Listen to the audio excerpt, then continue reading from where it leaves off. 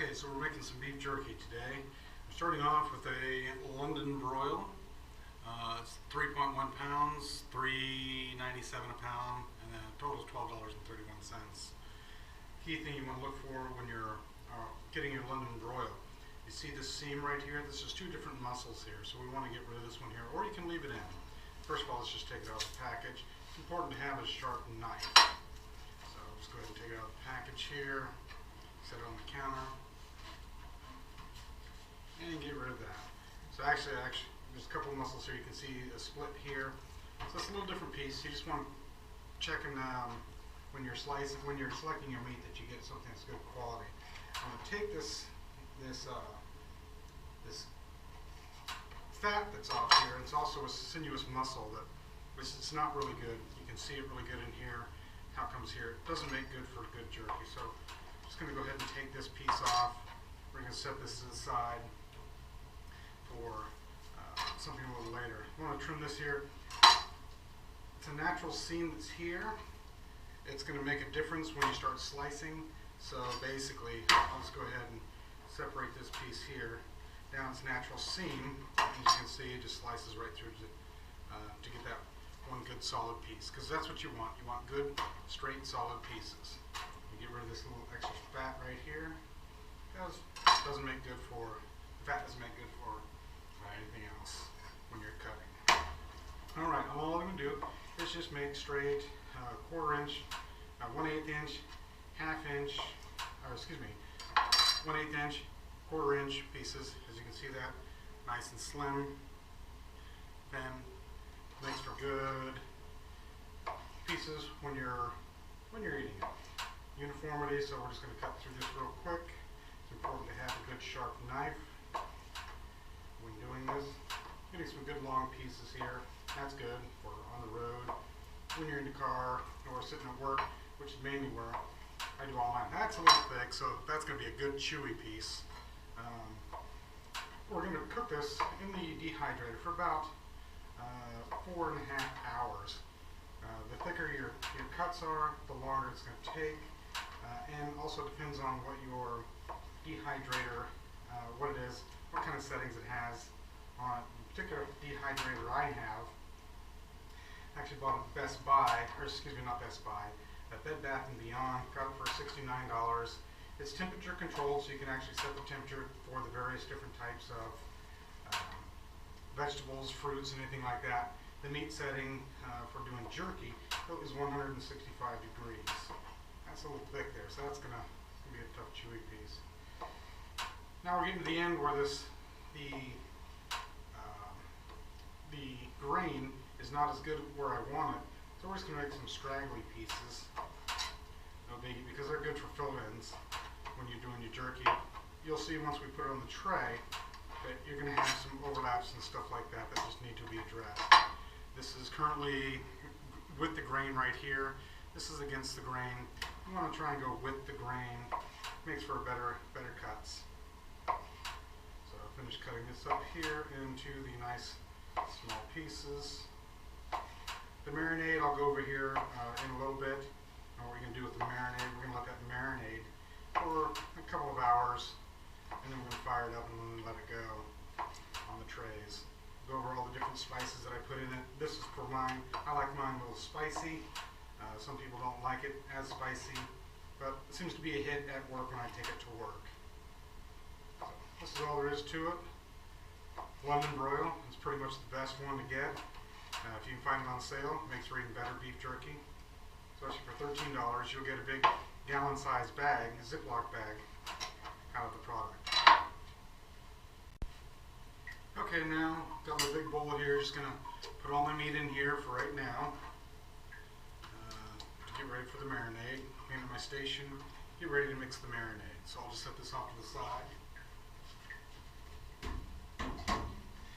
Clean up my station here just to get the blood that's off of here, so I can show you basically how I make my marinades. Okay, so the marinade is actually pretty simple. I've got a measuring cup here that goes up to 2 cups. What I've measured here in this first one is regular Kikkoman's teriyaki sauce. get that at the Walmart, whatever. I use a half a cup of that, so that'll go in there. There's the half cup. Then I use Worcestershire sauce, whatever your favorite brand is. I use a quarter cup of Worcestershire sauce. Put that in there.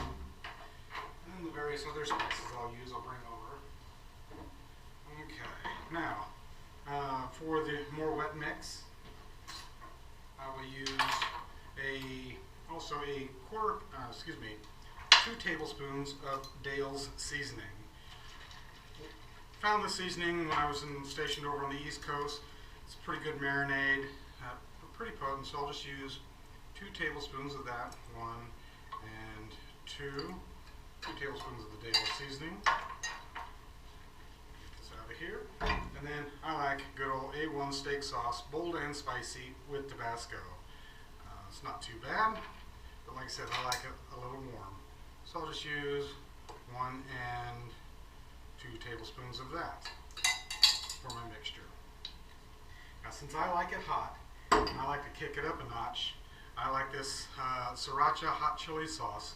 You find it in the Oriental section, Asian section, I'm not sure what politically correct to call it is, but basically where you find the soy sauce, Worcestershire sauce. So I'll use basically 2 tablespoons of it, and 1 and 2. So that's what all the wet mix is there. So just mix all that in.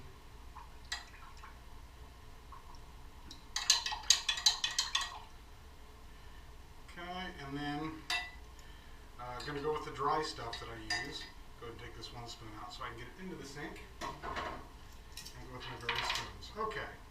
A lot of people don't like to use accent. What accent is? It's monosodium glutamate.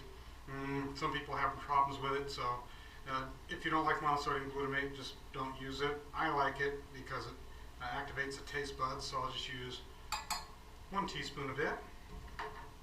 And Mrs. Dash, no salt, so there's no salt, but I like the extra spicy. Mrs. Dash makes about 10 different flavors, 9 or 10 different flavors of her no salt. So I'll put 1 of those, 2 of those teaspoons, and then also she makes the Mrs. Dash table blends. It's roasted garlic and herb. It's a really good flavor for me that I like. So once again, I'll put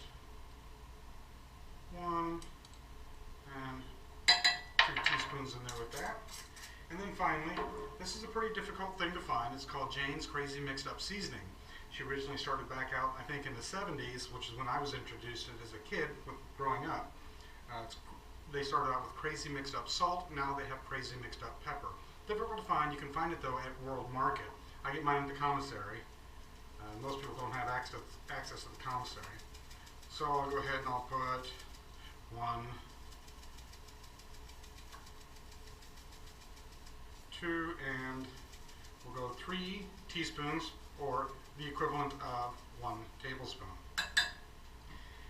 That includes all the mixtures and everything for the spices that I use within there. I'll go ahead and stir all this in. And I'll add one more thing here because I want to help break down the meat fibers a little bit. So I will add a little Pickle Perfect vinegar. It's just regular vinegar. You can use whichever kind of vinegar you like. Typically I use the garlic red wine vinegar, but I'm out of that, so I won't use that. So I'll just do 1 and 2 teaspoons of the vinegar. That'll help break things down. So we'll stir this in here.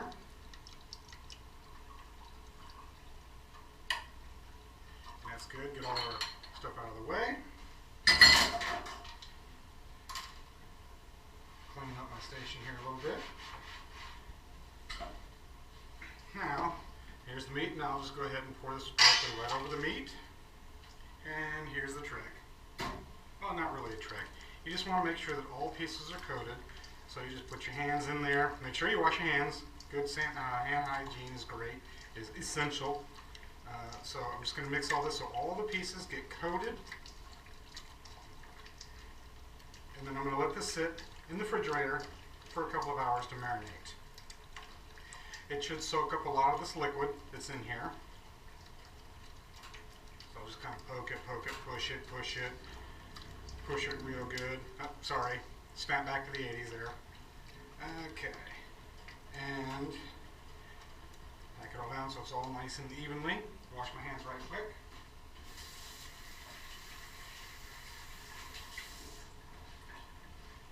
And there we go. There's the marinade and the beef jerky. And I'll come back and I'll show you how to plate it all, or not plate it, how to put it all into the dehydrator and then cook it. Okay, so this has been sitting for a while. So mix this in. So as you see, you still got some juice down at the bottom. The longer you marinate it, the more the flavor gets into it. So this has only been marinating for about 45 minutes, maybe an hour, if even that. Time enough for me to get my laundry done and come back and visit you guys so we can get this started. Wash my hands right quick again. Get all the juice off. Now we're going to go ahead and move this out of the way. Get this out of the way and bring over the food process, or the food dehydrator. Okay, so as you can see, this is the food dehydrator.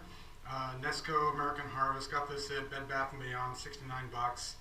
It's got several settings: 160 degrees, 145, 135, 125, 115, 105, and 95. And then of course they correspond here with a little temperature guide that's given. Herbs and spices 95, nuts and seeds 105, crafts 115, fruits and vegetables 135, and meats, fish, and jerky 165. So we're going to be doing the jerky, so we're going to, excuse me, 160. We're doing the jerky, so we're going to stay at 160. So I'll just remove the lid. It's really nice and convenient, so all the power unit's right in here. That's where the heat comes from. Set this off to the side for right now. And it comes with four trays with it. 1, 2, 3, 4, and then the base. So what I'll do is I'll just set this out of the way, and we'll just start with the first tray. You got the nice little tray here on the bottom. It catches all the juices that fall through on the bottom. So I'll just set that to the side. And now all we're going to do is just start putting the meat right around the edge. And we're going to do this. There's the thick piece. So that one's going to be these two pieces I just put in here. Those are really thick, so those are going to be nice and chewy. So I don't want to overcook all the rest of them just to get these big pieces done. So those will be chewier pieces for me that I can gnaw on for a good long while. And you just put these around, and let's see. This doesn't take too long, just takes just a couple of minutes.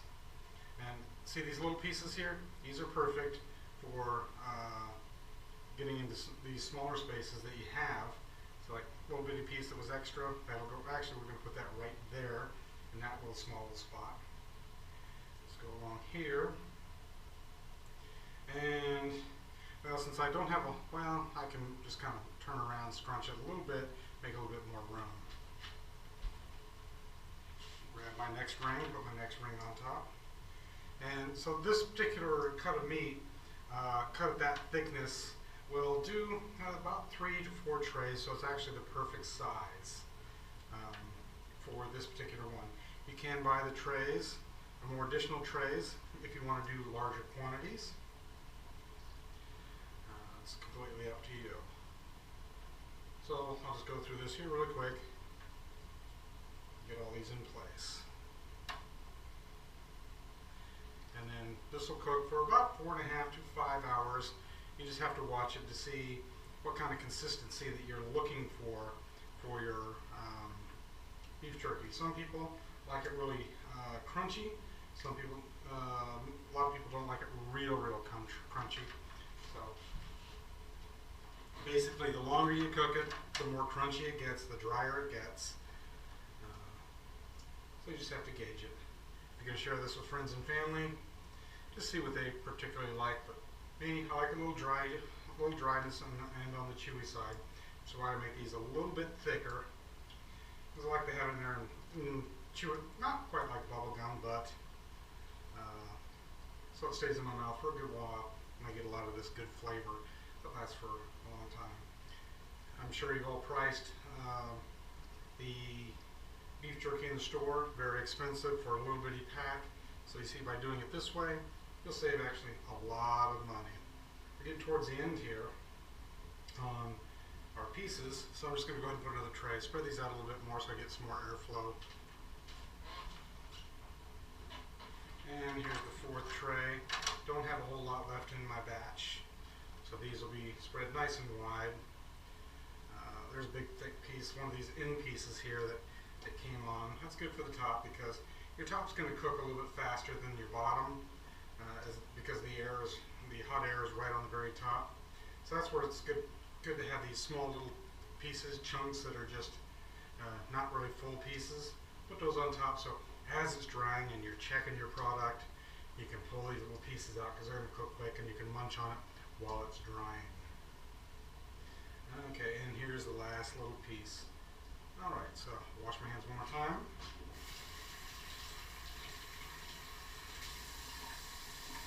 Okay, there wasn't a whole lot of marinade that was left in there. You can marinate more or save it if you want. I don't, I just pitch it away. Let's go ahead and wipe this down so it's clean. Don't have to worry about later any drippings on the sides. And now that's done, I place the power head right on top. Make sure everything's lined up nice and neat, and plug it in, and it automatically starts. And in 4.5 hours, should have some good jerky. I'll show you a little bit later once it's done, halfway through the process or partway through the process, so you can see these little bitty pieces on top, the appetizers for it. Thanks for watching. Okay, so this is what it looks like after about an hour or so. Just go ahead and take this off and flip this upside down so it doesn't mess anything up. As you can see, looking pretty dry in these small little pieces. Good. So all I'm going to do, I'm going to move this out the way, say here, and just rotate them. So the top becomes the bottom becomes the top. And as you can see, the meat is less done down towards the bottom than it is at the top. So halfway through the cycle, it's going to change those around, flip them around, so I get more heat on the top. Put it back on top, and we're good. Alright, now this has been going for about 4.5 hours, so we're going to go ahead and take this off, take a look at it. Just go ahead and move this over. And that's what it looks like. Nice and solid. It's still a little soft on this one because these are thicker, but I like them a little thicker. The thinner ones, they're nice and crisp. Well, not extremely crisp. So what we're going to do, go ahead and get us a bag. Start packaging it up, and then go to the cleanup process. After a standard gallon-sized Ziploc bag, and start putting them in. I'll scoot this over so I got some room.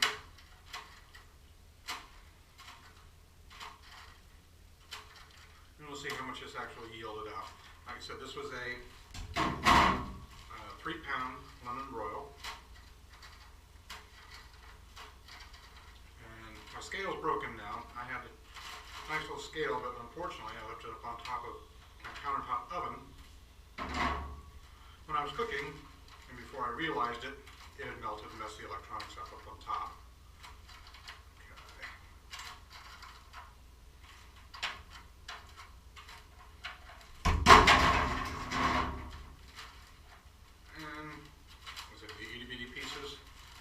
Pieces, good for quick little snacks throughout the night. Yum yum, yum yum. And so, those all go in the sink for cleaning. I have to soak those for a while. So that 3-pound jerky yielded about half a gallon of jerky that is done. And I just let it sit. I'm just leave this open so it cools, because you can see start to get some condensation, so there's still a little moisture in there. But that's all there is. Let it sit and enjoy it for the rest of the weekend. Thanks for watching.